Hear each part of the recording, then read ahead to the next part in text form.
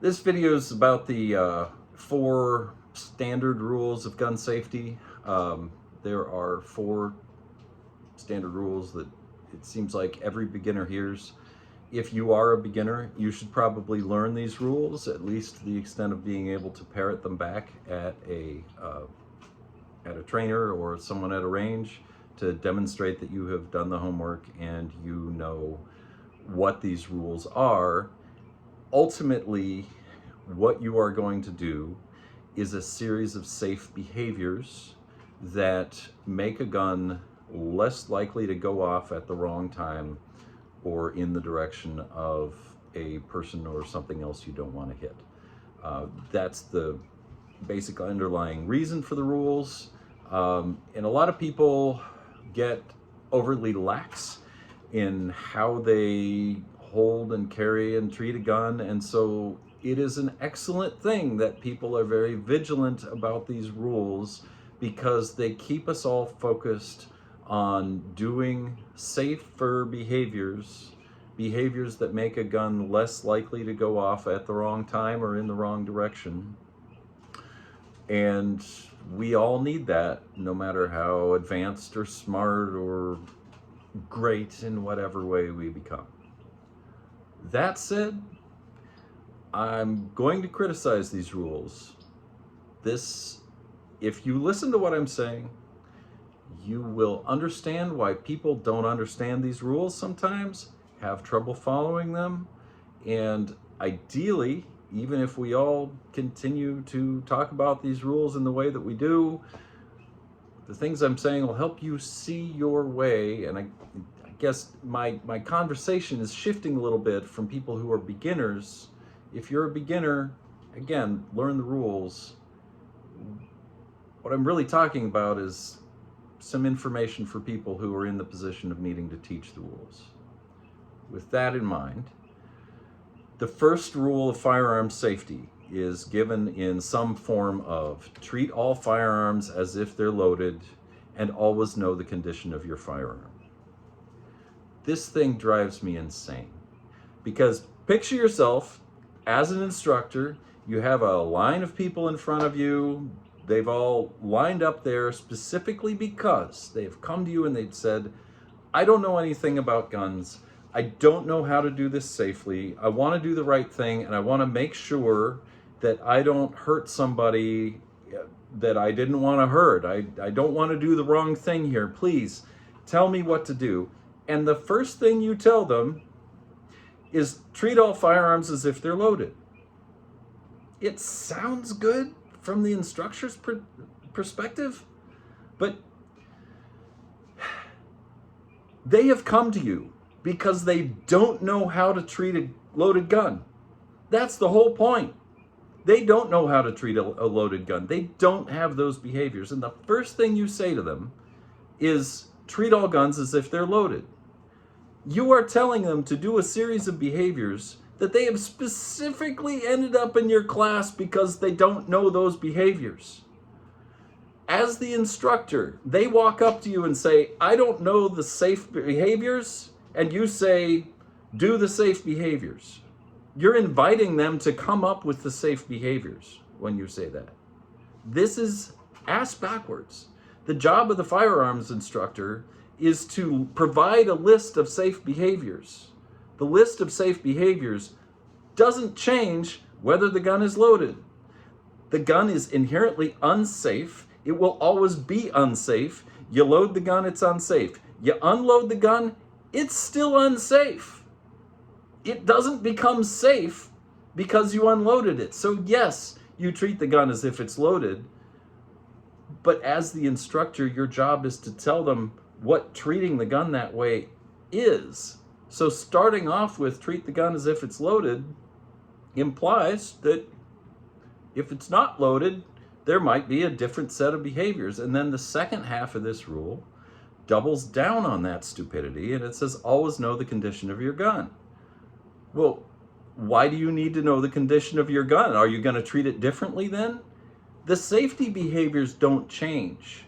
You should take the magazine out of a gun, rack it to try to pull any ammunition that's left in there, and then check the tube, you should do that behavior.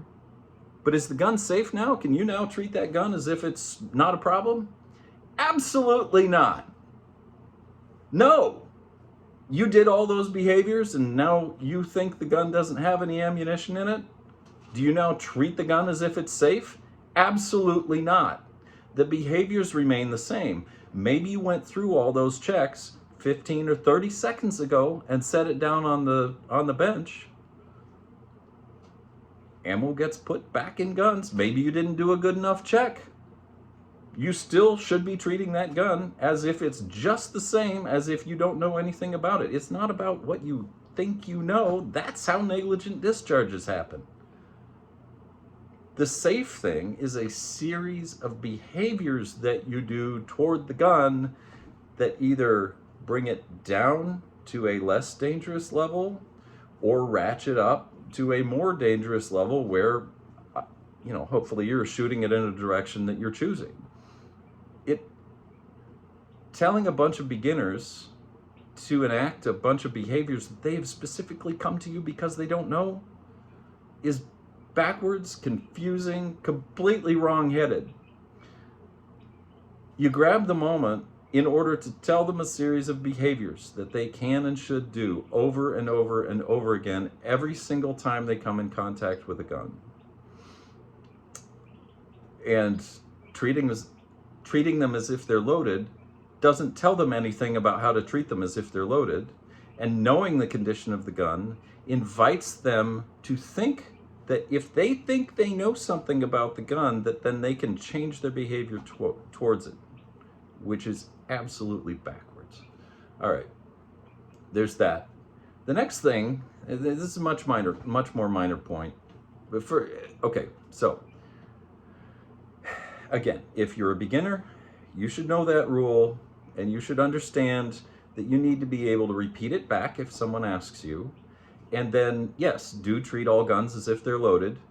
And sure, know the condition of your gun on some level. Don't let it change your behavior. Don't let it change how you behave towards the gun. You do the check. That's the behavior. You do the check.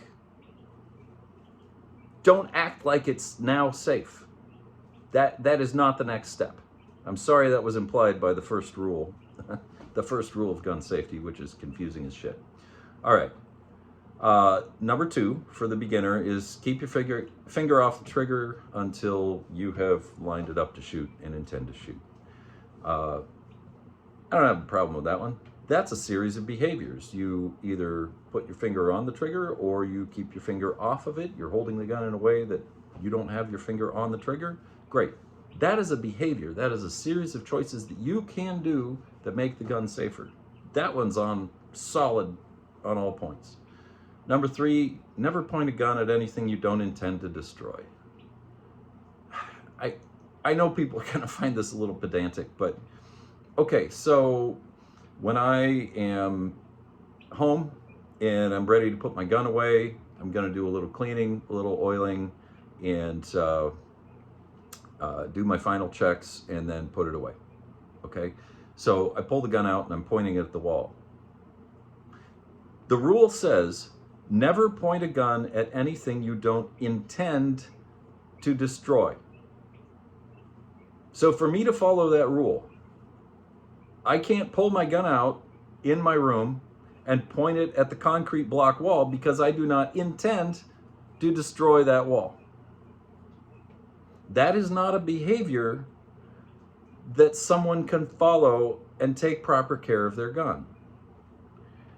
Never point a gun at anything you don't intend to destroy. You're asking people to interpret that rule to include things that they're actually okay with destroying because, for example, if I'm pulling my gun out to clean it, do final checks, and before I put it away, I don't intend to destroy the wall. I'm just okay with doing some repairs if, God forbid, somehow the gun goes off and hits the wall. These are two different things.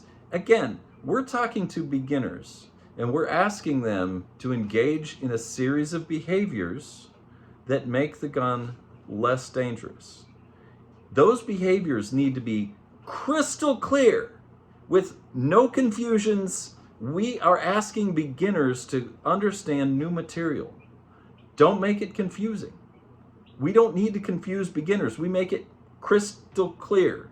So asking them to contemplate what they intend to destroy takes their mind off the fact that what they're trying not to do is pointed at another human being or an animal they care about, or their expensive equipment, or explosives that might be nearby.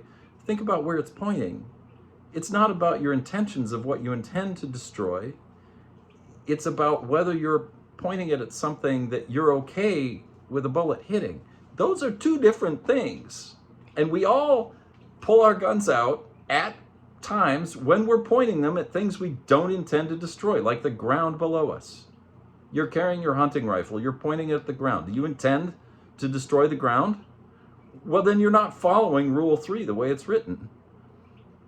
We need to not confuse beginners, and these rules are so poorly written. All right.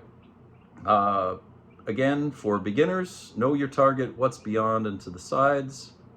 This one I have no problem with. This is a series of behaviors you can engage in. Know your target. Make choices about what you're pointing that at, and understand that you're not always going to hit exactly what you point at. So you need to know the sides, and you need to know what's straight through. This is good. I probably should have looked up who wrote these rules. Whoever that dude was couldn't write with shit, because these are confusing, they're poorly written, and they're clearly not written for beginners. Treat all firearms as if they're loaded. We need to make that list. That's the point of being the instructor. And knowing the condition of your weapon only encourages people to treat them differently once they've convinced themselves, once a beginner has convinced themselves that they know it's not loaded. You don't teach the beginner that. Don't trust that whatever you did to try to make it unloaded, don't trust you did it right. As a beginner, don't trust yourself. For that matter, with all of these rules, kind of the bottom line is, even if you're extremely experienced, don't trust yourself. Follow all the rules anyway.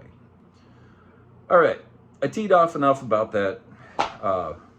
This is why I teach gun safety the way I do, because it's about making a list of specific behaviors that people can and do follow. It's not about knowing something, thinking you know something. Don't trust that. It all goes wrong when you think you know something, and that makes you skip the behaviors. Do the behaviors every single time.